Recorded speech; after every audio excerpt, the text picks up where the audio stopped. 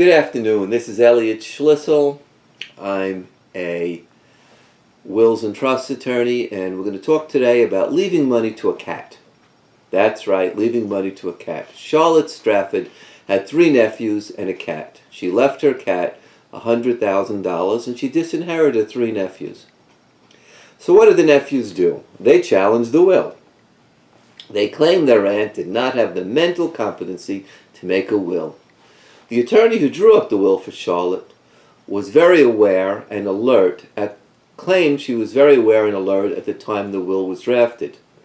He testified she had the appropriate mental testamentary capacity and knew exactly what she was doing when she left $100,000 in a trust to her cat.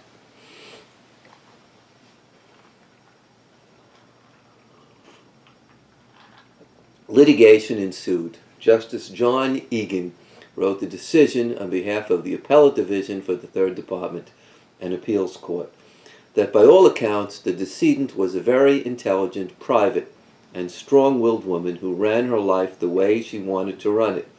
He went on to state her attorney did not observe any evidence of undue influence with regard to the execution of various instruments or the dispositions contained therein.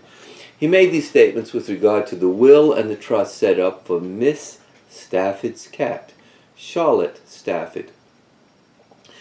In addition to disinheriting her 3 nephews, left $300,000 to be used to maintain her home.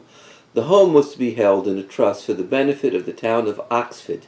It was to be used for historical research and preservation purposes pursuant to the terms of her will. The trust she set up for a cat, Kiss-A-Meow Stratford, contained provisions for the maintenance of the Stratford home, which was to terminate upon the cat's death or the passage of 21 years from Charlotte Stafford's death. Her friend and housemate Vicky House was designated as the cat's caretaker. Pursuant to the terms of the will, she was allowed to live in the Stratford house rent-free as long as she acted as a caretaker for the cat. So the conclusion of this case was cat wins, nephews lose. This is Elliot Schlissel, a state's attorney, signing off. I can be reached for consultations at 800-344-6431.